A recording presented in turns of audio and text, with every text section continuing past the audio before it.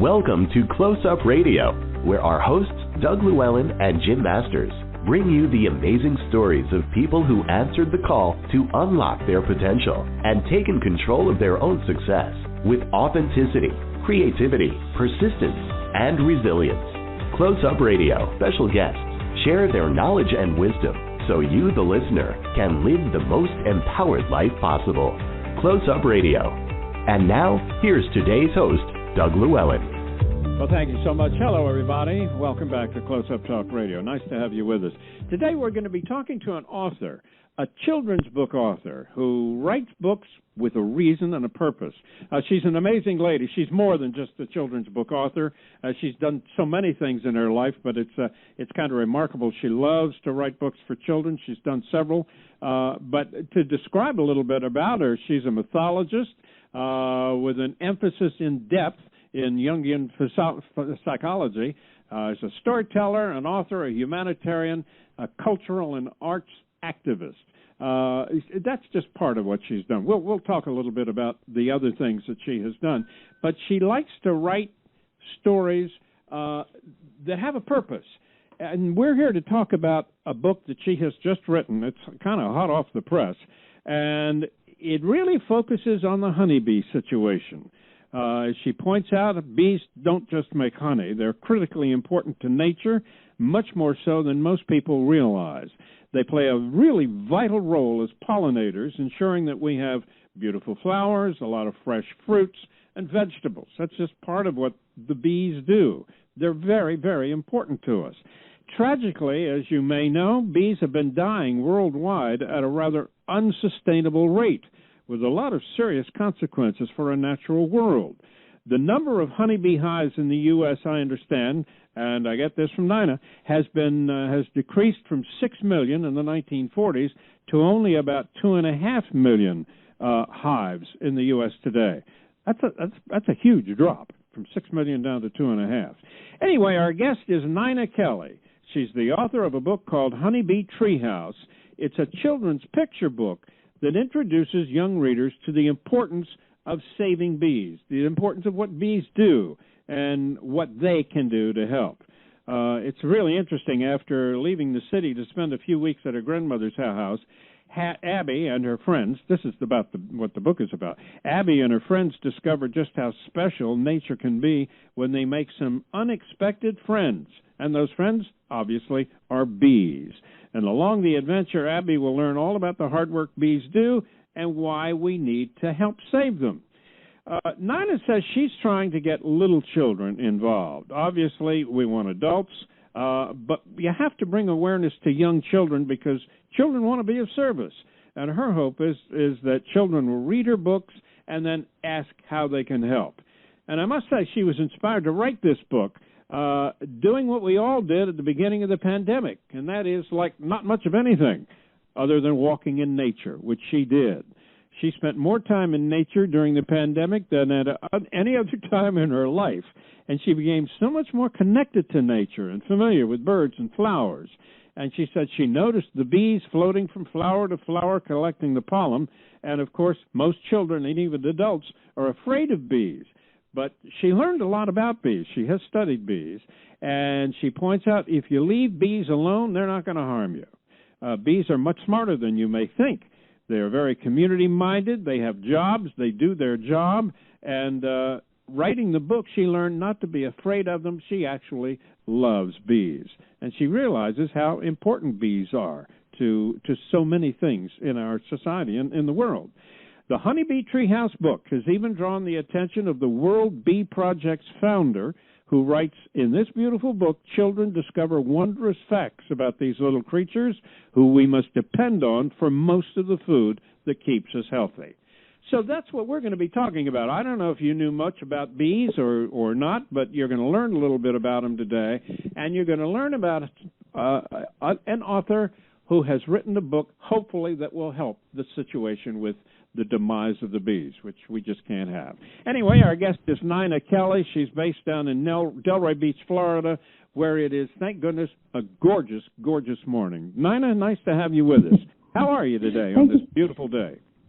Oh, thank you so much. Listen, I so appreciate the way you introduced the book. It's just wonderful. You have such enthusiasm. I love it.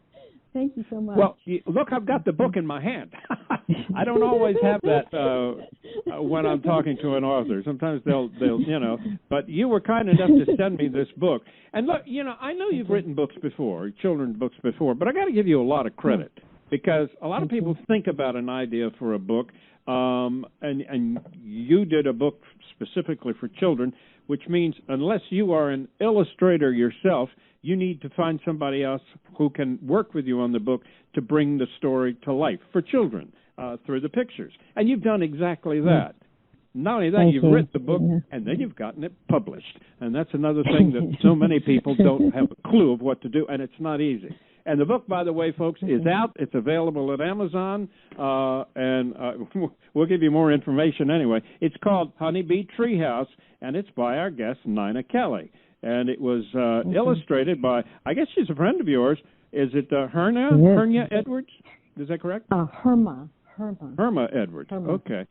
Well, let's talk a little bit about this. The pandemic came along, and you're in Delray Beach, where you could be swimming. You could have gone swimming. It's lovely down there. Pandemic did not stop that. But you went parading around in the woods, and all of a sudden you learned about bees. So, tell me about how all that happened. How'd that come to you?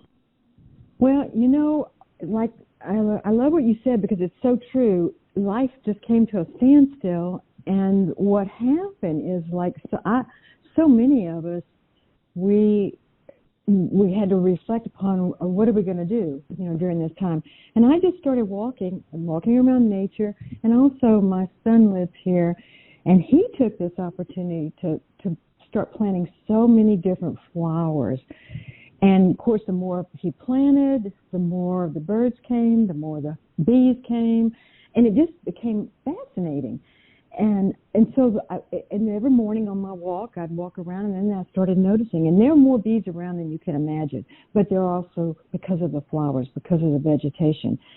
And then I became fascinated by it, and so I started watching them and observing them, and I just thought, well, let me see, I need to know something about bees because I've been afraid of bees myself, And then I realized they don't want to harm anyone. They're just here to do their job, And that's really how this came about. So did you go on an adventure to learn about bees? There are different bees. There are honeybees, and then there are other kinds of bees. I don't know that much about bees myself, quite frankly. But obviously, to write this book, you must have started studying bees. Would that be right? Well, I did. I had to start learning about bees because they're little characters. They have, when you watch them go into a plant or a flower, you're very curious about them. So then I was like you. I thought, wow, I need to learn more about bees and what do they do? Well, the more I started researching and finding out about bees, everyone knows about honey, but not everyone knows that, 3/4 of our food come from bees. And that's significant. When you think about that, your produce, your vegetables, your fruits, your trees, your pear, apples, all of that is directly because of bees. Well, then I became fascinated. Like, wow, they help us, they feed us. But they also, because they go from flower to flower, they help the flowers to produce because they are carrying pollen. As they're collecting the nectar, the sweetness of the flowers, they're also helping the flowers to grow too because they're carrying pollen from flower to flower. And then it became fascinating. I went, these little bitty things, it's amazing what they do. And then I also learned, go ahead. Yeah. Well, I was going to ask you. So, what gave you the inclination to sit down and write a book for children about bees? Where did that germ started in your brain? How about that? Tell me. You know what? I don't really have an answer for that other than observing nature. I think I was just fascinated by them, and to see these little, if you watch, they're so tiny, and you just look how rapidly their wings move and how they just seem to work with a direction. That fascinated me, and I think that's exactly where I went from that. And I just thought, wow, this is interesting. And then I just wanted children, because I know when I was little, we were all afraid of bees, but they don't really want to harm you at all. I mean, they really don't, because they're just busy doing their job, and they are smart. I mean, they communicate. So I think that was my motivation, is just these little bitty insects that have such a powerful job, and why shouldn't we learn about them, and why shouldn't we help them? Well, let me ask you. You can teach me. I know they're honeybees. You say they don't want to harm you, but what about bees that do sting people? They see you and go up and go for you. What kind of bees are those? Well, I have to tell you, the reason why bees attack people, they only attack you. I learned this. They only attack you if they think you're going to harm them, or you're going to harm their hive, or wherever they are. Right. So that's really they're and they're not aggressive. Whether they really aren't. Whether they're honeybees or bumblebees, but they don't want you in their territory as they're busy doing their work. Think about it. And it's really interesting, because in addition to the story that you've written, you have diagrams in the back of the book about how bees function inside the hive. The queen bee, and then you dissect that. You have a great picture of the bees themselves and what the bees are comprised of. They have a head, an antenna, and a tongue, and a variety of legs and wings. It's and you also point out there are more than 3,500 species of bees, but they're all pollinators. Is that right? That's correct. Basically. Yeah. Well, that shows you how. Yeah, how important they are. Without them, and people we'd be in trouble. Them, you wouldn't have. Well, you'd be in serious trouble. You couldn't have the fruits that you have, or the vegetables that you have. I mean, we would be in serious trouble. You see. Wow. And I mean, and that's And once I and you'd be amazing. And the reason why I decided to do a children's book is because I think children truly want to be of service, whether they use that word of service or not. They want to help. They want to do something. I mean, I'm sure you've seen that in your life, where little children are always going, "Can I help? May I help?" And Very true. I just thought that. Very true. Let me ask you this. What a great thing. Mm-hmm. You have an experience. You have experience of doing books for children. Did you do some research to see if there were any books of this type out there available already, or did you not? Did you not sure. worry about that? I didn't worry about that. I have a philosophy that the world is abundant, so I can't. And there are books out there. I mean, there's a beekeeper's Bible, and there's the bees in your backyard, and there's all kinds of little bee books out there.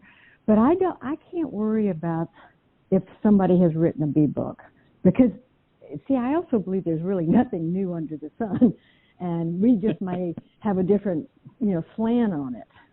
So right. I don't operate like that. I just feel like I have to do my role. I need to put my story, whatever I think that story is, to help whomever it can help, and then just go from there. All right. We should all talk help to each me other. about. Yeah. Talk to me about the story. How long did it take you to come up with the story, or did you sit down and it just come out? Yeah. Oh no, it's never that way. Well, let's talk. Well, what happened with the story is I had the idea of the treehouse. Now that was, the treehouse came to me, and I just thought, how much fun! You're out in nature. You have and I'm a tree. I like trees very much. So I started thinking, wouldn't it be fun to have children in a treehouse, and they're going out and they're exploring? That's how that came about. The challenge is, how do you tell in a children's picture book? Publishers really don't want you to go over 1,000 words in a children's picture book. That's a challenge. How do you get a story out there in less than 1,000 words? It was for me anyway. And so that was a real challenge. And so my friend and I, and Herma, who is an artist, I've known her for almost 30 years now. She's an artist, a designer, an illustrator. And we just started brainstorming. I shared my ideas with her, and she we sat around the table and we discussed, not together around the table, but her telephone and my telephone around the table, and we started discussing how we could put this together, so that the children could get the best. They could get the idea of what trees look like or what flowers look like, a little bit, knowledge about what a hive looks like, and try to put all this whole concept into a book. And that's how that came about. Well, now the story features a young girl, a little girl named Abby, who lives in the city and then goes to visit her grandmother who lives in the country. Is Abby fashioned after one of your grandchildren, or did you just pick that name out of thin air? What happened? No, I actually chose this. That's an independent name, but I have grandchildren, and naturally I started thinking about the children. And really, when I started writing this book, I told the children, my grandchildren, about this book. They were very excited, and they each had something. They said, "Well, Abby has to do this, or she has to do that," and so they were excited about it. But they're not. The characters are not anyone. I mean, they're just characters. Yeah. How long actually did it take you to write this book, to put it together? I mean, you wrote it, then she did. Your illustrator drew the pictures. But how long did it take you to write the story? Take a long time or not? It did. It took several months because. Really? What? Well, the reason. Let me tell you why. Because we weren't together. This is during the time of COVID, and so I would share the text with her, and she would share her illustrations with me, and then I had to tweak the words. So it's not. It takes a little while. It takes longer than you think.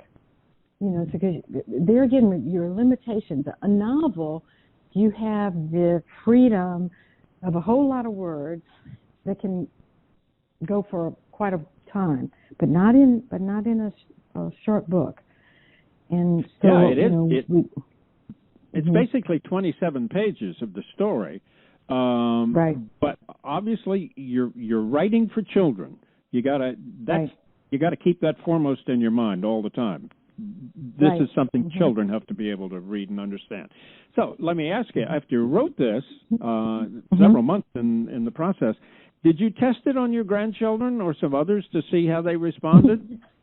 I did. And what happened? And they made corrections. They did. Okay. What about this? I'm not surprised. No. Yeah. You see? Oh, yeah. No, and my grandchildren call me Mimi, and they said, "No, Mimi, no. What about this?" and which is actually fun because you're seeing it from a different perspective. It's very we can become isolated in our thoughts, and it's great when you have input, especially from a young person's mind. Yeah, absolutely. So, yeah. So you finally got it together. Then the other big issue is how do you get it out? There's so many people who I'm sure are even listening to us right now who said, I got to write a book. I want to write a book sometime. But then they don't know what to do when they get it written. What do you do to get it published? You have experience at this, so that's a huge help for you. But tell me about the path you took to actually get the book published. Well, I have been fortunate enough that I have written several books before, so I have a relationship with this publisher, and so that helped. But truthfully, what I would encourage anyone to do is, if you have a dream and you're very passionate about it, go for it. Create your product, create the book, and believe in the book, and then go for it and put it out there.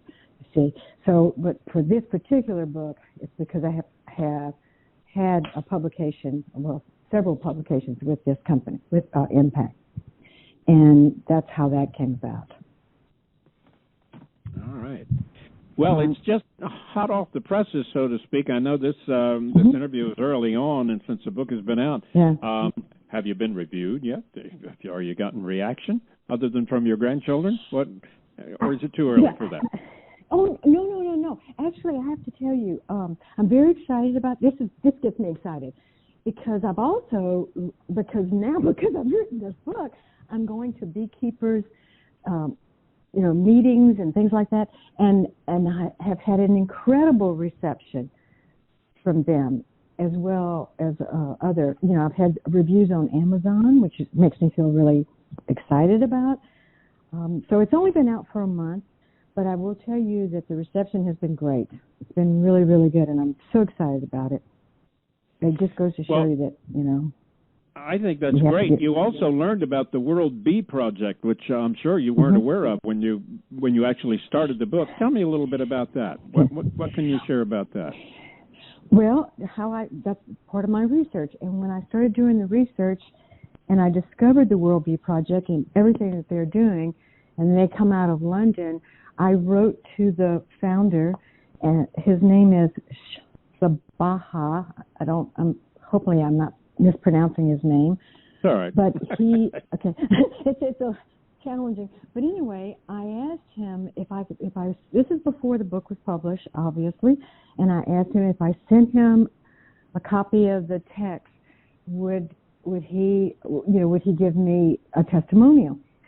Not only did he give me a testimonial, but he wrote back and said, please let me know when the book is out, because I certainly want to help spread the word around with the World Bee Project. This really touched me, because there are a lot of beekeepers and a lot of bee organizations, and most of them are adults.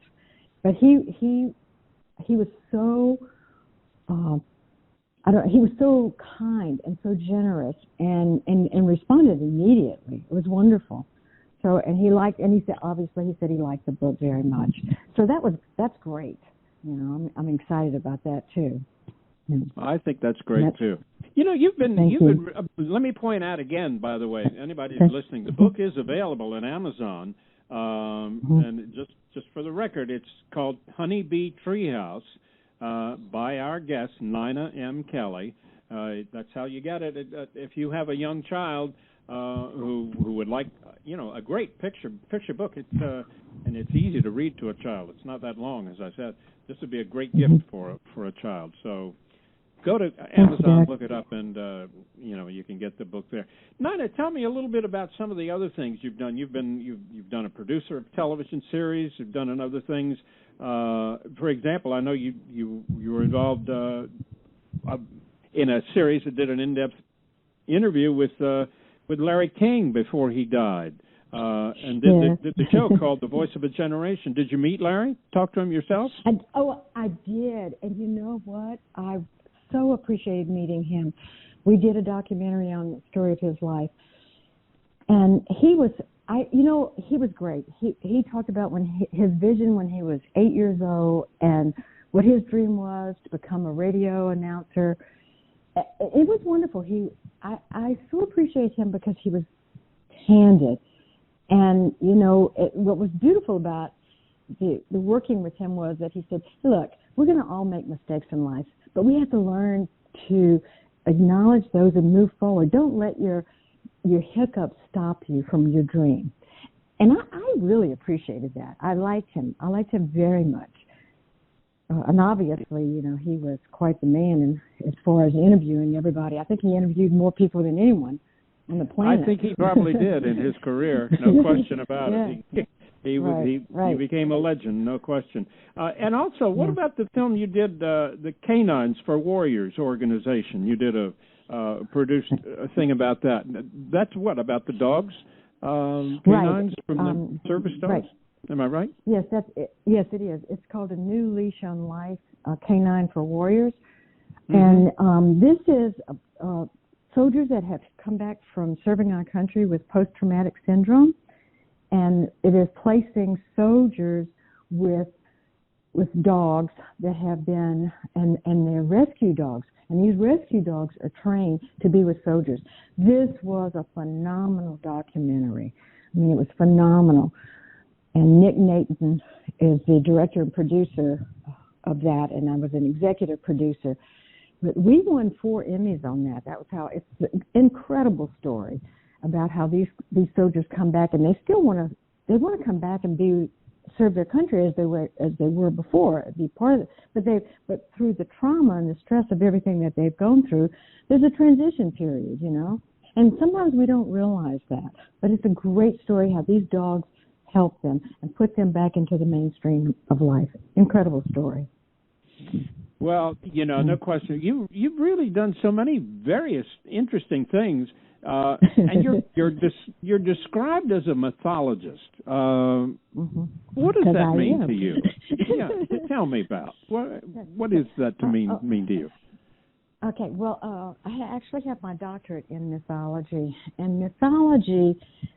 People misunderstand that, but truthfully, what a mythologist is someone who has studied all the major cultures, their religions, their philosophy, their rituals, and it just helps you to learn more about humanity. And so it's a lot of studying, a lot of reading, a lot of work. But I will tell you, at the end of the day, you see with a different view, you see with different lens.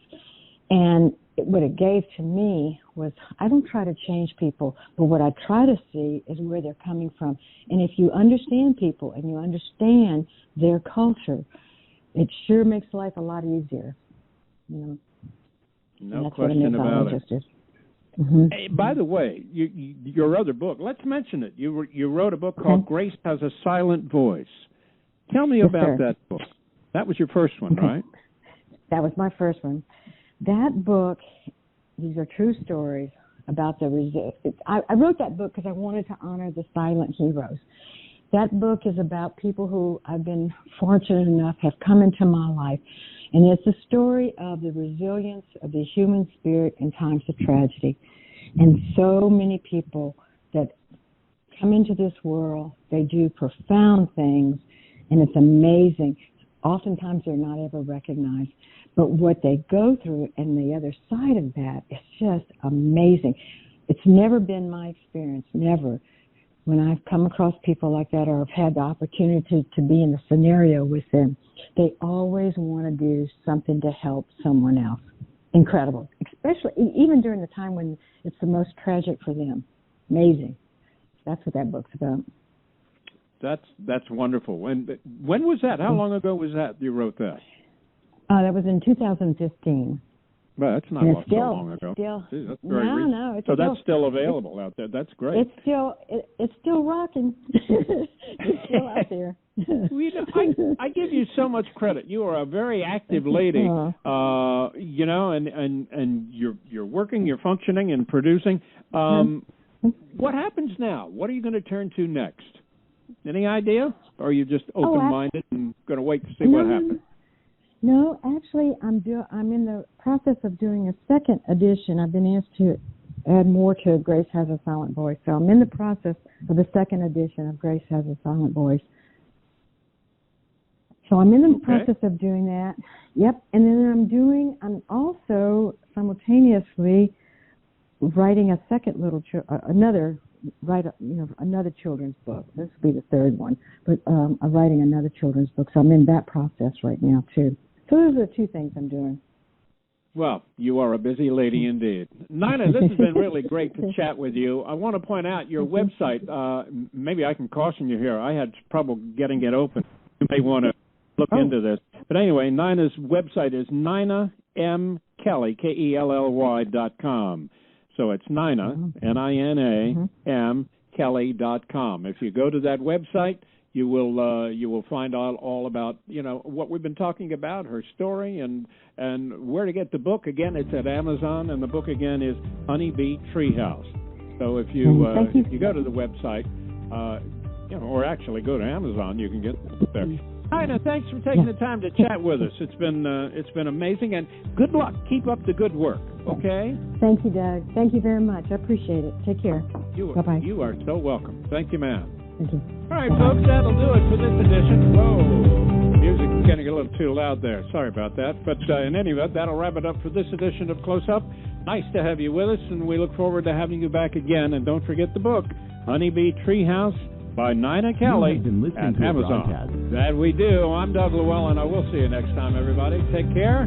Be safe. We'll see you then. Bye for now.